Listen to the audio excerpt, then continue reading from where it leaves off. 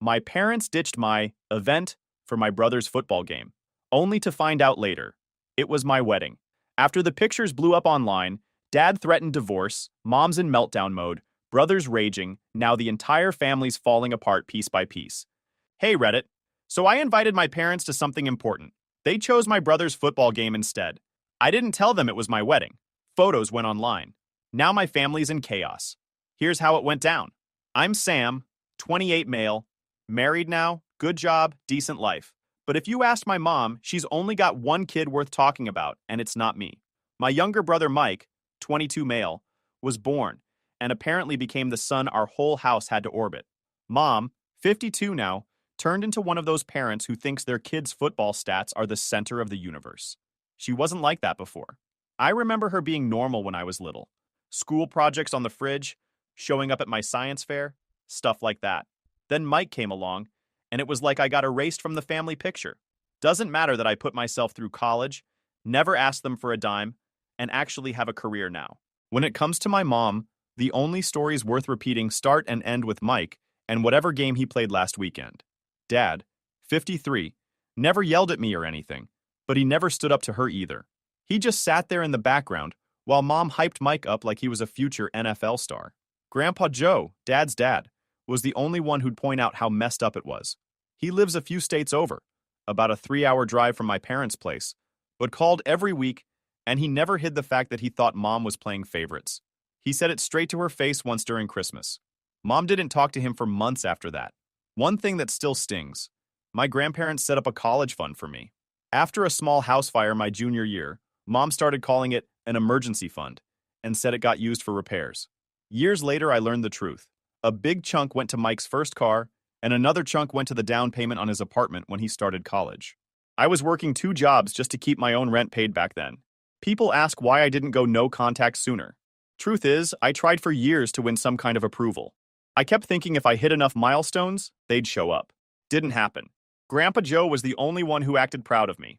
When I graduated college, he mailed me a handwritten letter saying he wished he could have been there and slipped a $100 bill inside because every man deserves a cold drink after walking the stage. That's the kind of guy he is. I met my wife, Nora, in college. We started as friends, both working at the same library desk job. She knew about the family stuff early because she saw it firsthand. Freshman year, my parents visited campus once the whole year because Mike's team had an away game nearby. They didn't even call me to meet up. I found out through Facebook pictures. Nora's the opposite of my family. Her parents show up to everything. Small stuff too. Like when she had a photography exhibit, her mom brought cookies for the whole class. Watching that was weird for me at first. Anyway, the story really starts last year, after one dumb thing Mike did online. But to explain why it hit so hard, you gotta understand the pattern. Mike's been good at football since middle school. I won't lie. He's talented. Got a scholarship to a decent college. But the way my parents acted, you'd think he was already in the Hall of Fame. Mom has a whole room at home full of his jerseys, medals, framed action shots. Meanwhile, I put myself through school with no help, got into tech, moved up slowly. When I bought my first car with my own money, Mom said, "Oh, that's nice." Then launched into how Mike's coach said he might break a record that season. It was like that every time. Grandpa once told me on the phone, "Stop trying to beat your brother at being their favorite. Build your own thing. One day, they'll notice what they missed." And at the time, I thought he was just trying to make me feel better. Turns out he was predicting the future without knowing it. Because one night, about a year ago, Mike posted something on Instagram that started a chain reaction none of us saw coming. It was a short video of him at some party, music blasting, him holding a drink, laughing with his teammates. The caption said, "Some of us chase real goals. Some of us just sit behind desks pretending to be important. Guess which one Mom brags about?" Then a bunch of laughing emojis. Mom liked it. So did a few aunts. One cousin tagged me with an eye emoji. That was the first time I felt something snap a little. Not anger exactly. Just this feeling like, okay, they've made the scoreboard clear. I didn't comment. Didn't text him. But that post set up everything that happened after. Stuff that ended with Mike, my parents, and half the extended family looking real different at me than they used to. And it all started because they didn't bother to ask what event I invited them to. By the next morning, a couple of my old classmates had tagged me under it with laughing emojis. Some wrote things like rough or dang bro, like they were watching a fight instead of my family calling me irrelevant. Mom commented, "So proud of you, champ," under Mike's post, which felt like extra salt on the wound. The post didn't blow up outside our small circle, but it was enough. People I hadn't talked to in years saw it. A friend from high school messaged me, "Man, your brother's a tool?" I just said, "Yeah." Didn't feel like saying more. The thing is, this wasn't new behavior for Mike. He's always been like this. If he wasn't rubbing in some football stat, it was the car mom bought him at 17, or the apartment they helped him get near campus. He once told me at Thanksgiving that I should aim higher than being average, like he was giving me life advice while our parents nodded along. I didn't respond online because honestly, what was I going to say? Actually, I have a good job? That just makes you look defensive. Instead, I focused on work. At the time, I was leading a small product team at a mid-sized tech company. We'd been working on a tool for months, and around then, we landed a deal with a regional client that meant a big bonus for the team and a title bump for me. It wasn't flashy like sports, but it was the kind of thing people in my field respected. I didn't post about it publicly. I told Nora, told Grandpa Joe over the phone. He was happy for me, said, "Keep stacking wins. People notice even if they act blind." That same week, Mike sent me a private message on Instagram. "You could have been something if you tried harder. Don't blame mom for backing a winner." No punctuation. Like he was too busy being successful to type properly. I stared at it for a minute, typed "cool," and left it at that. He replied with a laughing emoji. Nora saw the message later when we were watching TV. She asked if I was okay. I said yeah, because what else was there to say? None of this was new. The next day, Grandpa Joe called me after one of my cousins told him about the post. He was angry in that quiet way he gets, where he talks slow like he's trying not to yell. He said, "Son, you don't have to clap back. Build your life. Let the scoreboard talk later." I told him about the promotion. He said he wished he lived closer so we could celebrate in person. Then he asked about Nora, how she was doing, if the wedding plans were moving along. Because yeah, by then Nora and I were already engaged. We'd kept it low-key, no big announcements. When we finally picked a date, a Saturday in the fall at Nora's aunt's place, I texted my parents and Mike, "Hey, I've got an important event coming up this fall. Date's October 14th. Would love for you to be there. It's locked in, can't move it." Mom replied, "That's Mike's last regular season game before playoffs. We'll be there supporting him." I didn't correct her or add details. If they cared, they'd ask. They didn't. Nora asked if I wanted to tell them it was the wedding. I said no. If they cared, they'd ask. Meanwhile, the Instagram post finally faded after a couple weeks. People moved on. Mike kept posting clips from games. Mom kept sharing them with captions like, "So proud of my boy." Grandpa Joe kept calling me every Sunday, asking about work, about Nora, about life. He never brought up the post again, just said, "Tell me when the big day is. I'll be there in my best suit. Haven't worn it since your grandma's funeral, so it's about time it saw some good news." I gave him the date. He wrote it down on a calendar he keeps by the fridge. He said he wouldn't miss it for the world.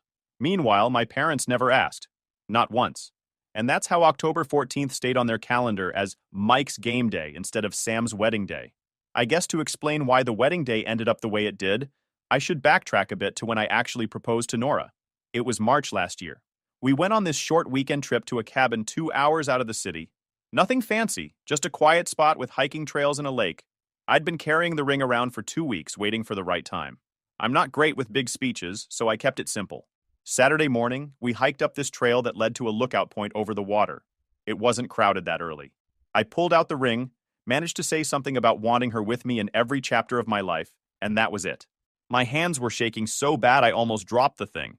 She laughed, said yes immediately, hugged me so hard I lost my balance for a second. No audience, no cameras, just us and a couple birds somewhere in the trees. When we got back home, I called to say I'd proposed. Mom said, "Oh, that's nice," and immediately pivoted to Mike's off-season tournament. Dad murmured, "Congrats, son." That was the whole reaction. Nora didn't say anything at the time, but later she asked if that was normal. I said yeah.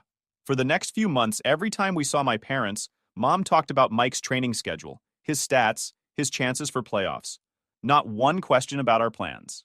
Around summer, I found out something else that just cemented everything for me. One of my cousins mentioned that my parents had paid for Mike's new sports agent and some advanced training camp out of state. Big money stuff. I asked how Mike afforded all that, and the cousin said, "Oh, your folks helped. Didn't you know?" No, I didn't. Apparently they used what little was left of that same emergency fund they dipped into years ago. the college fund that was supposed to help me with grad school before it ran out. I remember just sitting there for a while, letting it sink in. It wasn't even about the money anymore. It was the pattern. Everything for Mike. Scraps for me, if that. I didn't argue with them, and argue with. I didn't bring it up at all. I just told Nora, we're not waiting for them to be excited about our wedding. We're doing it our way. We picked October 14th because it was the only weekend the venue Nora's aunt owned was free in the fall. It was this big backyard with string lights, space for tables, a small dance floor, and a nice view of the hills behind it. Perfect for what we wanted. Simple, private, nothing huge. We invited maybe 60 people. Close friends, some of Nora's family, my grandpa Joe, a few cousins I actually talked to. I told him I wanted him to walk me down the aisle since mom and dad couldn't be bothered. He went quiet for a second, then said he'd be honored. Meanwhile, mom kept posting on Facebook about Mike's upcoming game, sharing his highlight reels, talking about scouts possibly being there. Not one word about my event. Dad didn't say anything either. He just stayed quiet like always. By September, everything for the wedding was set. Nora handled decorations with her aunt. I handled the guest list and food. My parents never once checked in. Mike sent me one text in late September. Hope your thing goes good. Mom said it's same day as my game. Bad timing, lol. I didn't reply. Looking back, that was the point where I stopped expecting anything from them at all. October 14th last year came fast. Nora and I stayed at her aunt's place the night before, so we wouldn't have to rush in the morning. She and her family had been amazing, helping with decorations, organizing chairs, setting up lights. By sunrise, the backyard looked perfect. It wasn't some huge ballroom wedding, but it felt right. String lights across the yard, tables lined with simple flowers, a rented arch for the ceremony, and a small setup for the DJ in the corner. The weather was cool, but clear. People started arriving around noon. My college friends flew in from 3 different states. 2 cousins I hadn't seen in years drove 6 hours to be there. Everyone kept asking if my parents were coming. I told them no. They had other plans. Nobody pressed me on it right then. Grandpa Joe showed up in his old dark suit looking sharp. He walked straight over, hugged me, and handed me a small box. Your grandma wanted this passed down, he said. Inside was her locket. She told me to give it to the one kid who showed up for others the way people showed up for him. I just nodded. Didn't trust myself to talk. The ceremony started at 2. Grandpa Joe walked me to the arch while Nora's dad walked her. Our friend Amanda officiated. She's got the kind of voice that makes everything sound official, even though she mostly reads poetry at open mics. We kept the vows short. Neither of us wanted to drag it out. When Amanda said we were married, everyone cheered, someone popped one of those confetti tubes, and the DJ played a song Nora loved from college. We did photos right after. A professional photographer handled the main shots, but people snapped their own too. My cousins wanted a big family picture. That's when someone asked again where my parents were. I said, Mike had a game. They couldn't make it. A couple of relatives exchanged looks but didn't comment.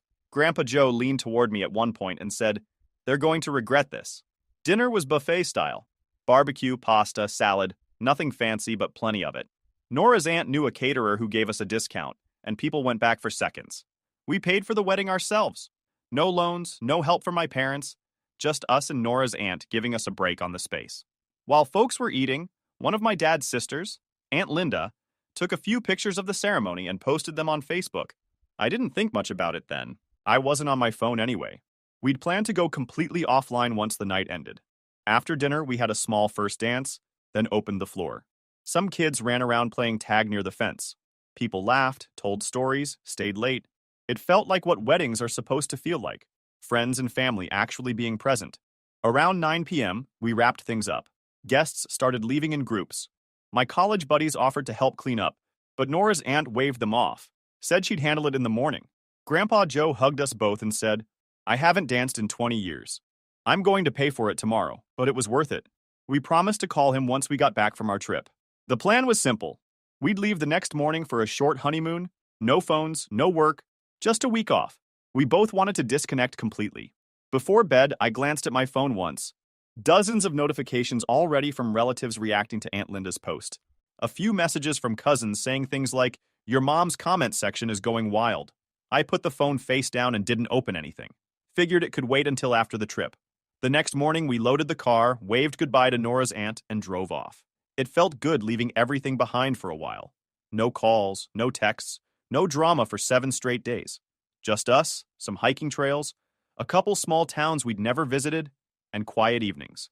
I didn't know it yet, but while we were gone, that Facebook post was spreading through our parents' whole community.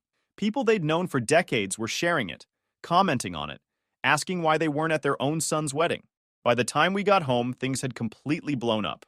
When Nora and I got back a week later, I turned my phone on for the first time since the wedding. It barely loaded before notifications started coming in nonstop. Missed calls, texts, voicemails, tags on Facebook, dozens of them. At first, I thought something serious had happened, like an accident. But then I opened Messenger and saw a wall of messages about Aunt Linda's wedding post. She'd uploaded maybe 10 pictures, us at the ceremony, Grandpa Joe giving a little toast, the dance floor. Her caption said, "Beautiful day celebrating Sam and Nora." Some folks chose other priorities, but the rest of us had a wonderful time. That line, "some folks chose other priorities," was what set everything off. People from our hometown started sharing it with comments like, "Wait, his parents didn't go?" And "Didn't they miss his graduation too?" A couple people even tagged my mom directly asking if it was true. By the time I was scrolling, it had spread through local groups, old neighbors, even people from our church growing up. It wasn't viral like millions of strangers seeing it, but in our parents' community, everyone knew. Under my aunt's photos, Mom commented, "He never told us it was a wedding." People immediately pointed out she hadn't asked. That was the whole problem, boiled down to a thread. Meanwhile, my inbox was full of messages from Mom, ranging from angry to begging. The first ones were pure rage. "How dare you humiliate us like this?" Then, "Your aunt had no right to post that." And the best one, "You should have told us it was your wedding." Like she wasn't the one ignoring my texts for months. After a few hours, the tone switched. "Please call me. We need to talk." Then, "People won't stop messaging me. I can't sleep." And finally, "This is tearing our family apart." Mike sent his own set of texts, full of attitude like always. "Real classy move, bro." Then, "You made Mom look bad on purpose." He even threw in, "You're pathetic for hiding your wedding like that." Like I was the villain here. I didn't answer any of them. The real hit came from Grandpa Joe. While we were gone, he drove 3 hours to visit my parents in person, sat them down in their own living room, and told my dad he was ashamed of him for letting this happen. My cousin who lives nearby said Grandpa didn't yell, but his words landed hard. He told Dad, "You've let that woman run this house into the ground while your son learned to stop expecting anything from you." According to my cousin, Dad just sat there pale, like someone pulled the plug out of him. After Grandpa left, Dad called me. I let it go to voicemail because we were still unpacking. He left a message saying he was sorry, that he felt sick for missing the wedding, that he knew he failed as a father, said he told Mom things were going to change or he was done. That surprised me. My dad's been quiet my whole life. Hearing he finally put his foot down felt strange. Mom kept messaging, though. After the angry ones came the guilt trips. She wrote things like, "I'm your mother. I deserve a chance to explain." Then, "You don't know how hard this has been on me." She even tried, "Your father is talking crazy, saying things he doesn't mean." By the end of the week, she was straight up begging, "Please don't cut us off." Then, "I'll do anything to make this right." While all this was happening, Aunt Linda texted me saying, "I didn't think my post would cause this much drama. I just wanted to celebrate you guys." I told her it wasn't her fault. On top of that, other relatives started calling me. A couple of Mom's sisters were mad at me for making her look bad. They said she was heartbroken, crying all day, embarrassed in front of her friends. I told them she embarrassed herself by skipping my wedding for a football game. Dad's side of the family mostly backed me. A few cousins even posted supportive comments under Aunt Linda's pictures. Stuff like, "Sam deserved better," and "About time someone said it." The whole thing reached another level when Mike's big game, the one my parents chose instead, went badly. His team lost, and he got benched in the second half after throwing 2 interceptions. They still slipped into the playoffs on a tiebreaker, but got bounced in the first round the following week. People online started joking about how he skipped his brother's wedding for that performance. Some of his own teammates commented laughing emojis under posts about it. Mike texted me again after that, furious. Said I'd curse the season with my drama. I didn't reply. By the end of the week, Dad texted again asking to meet in person. He said he wanted to talk man to man without Mom there first. I agreed, but only after telling Nora everything. She said she'd back whatever decision I made, but didn't want me letting them guilt me into anything. That's when I realized things were only getting messier before they got clearer. Dad, pick the diner 2 towns over. Said he didn't want anyone overhearing. When I got there, he was already sitting at a booth near the back. Coffee in front of him, no food. He looked older than I remembered, like the last couple of weeks had taken years off him. He didn't waste time. As soon as I sat down, he said, "I owe you an apology." I didn't say anything, just waited. He looked at his coffee like he was scared of eye contact. "I should have been at your wedding. I should have been at a lot of things. Your graduations, your games, all of it. I let your mother run everything because I didn't want fights in the house. I thought keeping the peace was the same thing as being a good dad. It wasn't. It was the most direct thing I'd ever heard from him. He said he told Mom if she didn't start fixing things with me, he was done. He'd spent the last week on the couch after Grandpa Joe's visit because he couldn't even look at her without thinking about what Grandpa said. He said Grandpa told him he failed as both a son and a father. Then he said he wanted to start making things right. Not just words, actual changes. He said he wanted counseling, was going to pay back what he took from my college fund even if it took years, and wasn't letting Mom's excuses run the show anymore. He didn't write every check, but he let it happen, and he said as much. I told him I appreciated the apology, but this wasn't something a few checks and therapy sessions would magically fix. He nodded and said he knew. Said he was ready to prove it with actions. We sat there a while, not talking much. When the waitress came, he ordered pie for both of us like that would make things less heavy. It didn't, but I ate it anyway. 2 days later, Mom texted asking to meet too. This time with both of them. Nora came with me. I wasn't going to sit through whatever this was alone. We met at the same diner. Mom looked wrecked. Puffy eyes, messy hair, like she hadn't been sleeping. She started right in with, "You didn't tell us it was your wedding. If you had, we would have been there." And I told her I invited them to an event. And she didn't even ask what it was before saying Mike's game was more important. She tried saying it was a misunderstanding, that she assumed it wasn't major because I didn't push. I said, "That's the problem.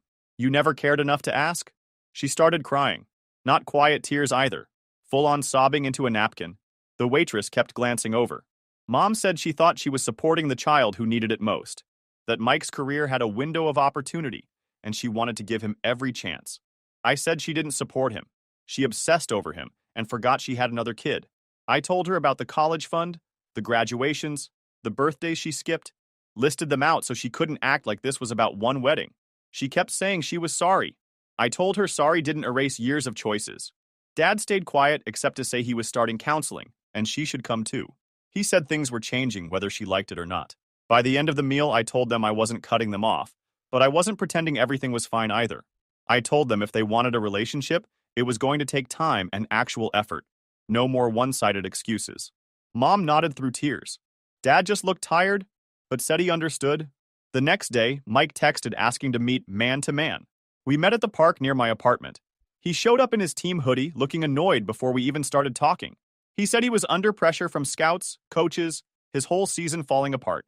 He said the wedding thing blew up bigger than it should have. I told him it blew up because our parents spent years acting like I didn't exist while he rubbed it in my face. He said he didn't ask to be the favorite. I said, "Yeah, but you sure enjoyed it." He didn't deny it.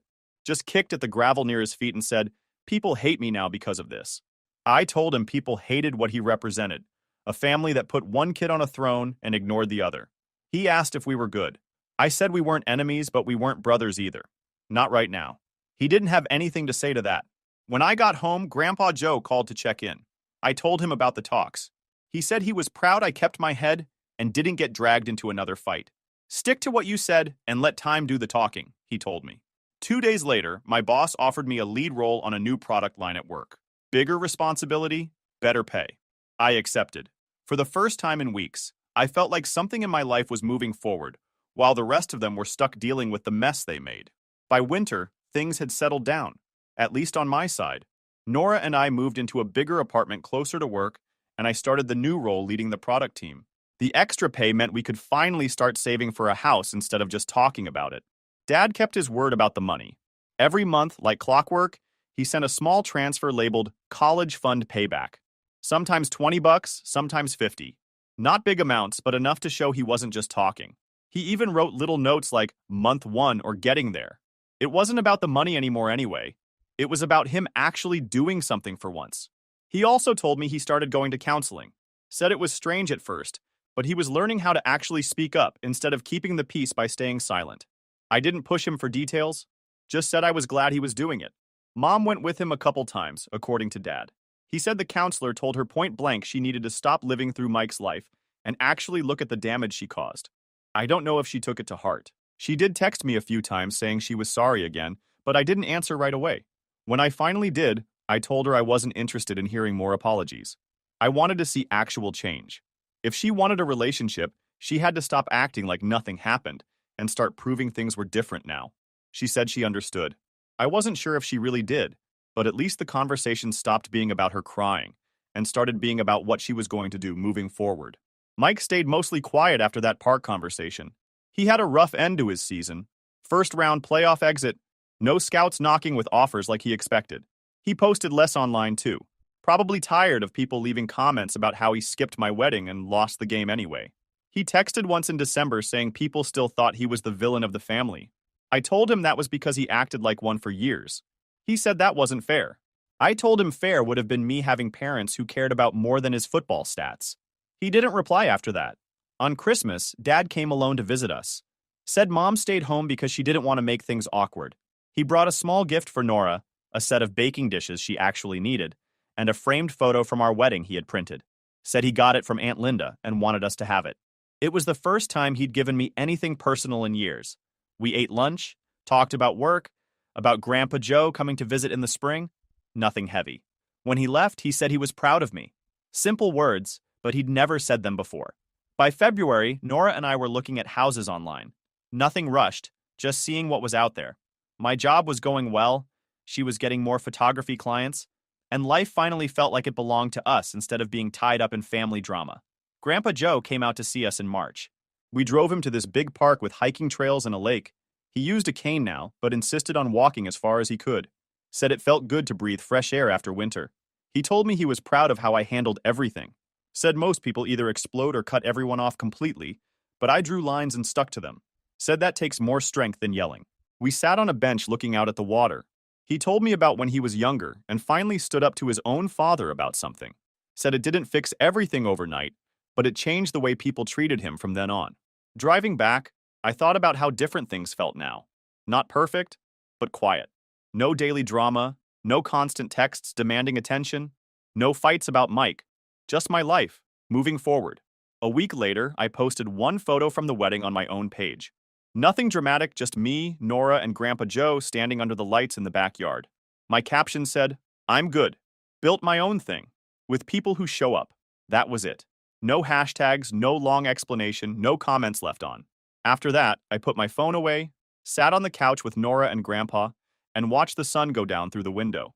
For the first time in years, it felt like everything was finally where it belonged. YouTube just dropped this new hype feature. If you're hooked on this story, smash that hype button. It tells YouTube this video deserves to blow up, and it keeps even crazier stories coming your way.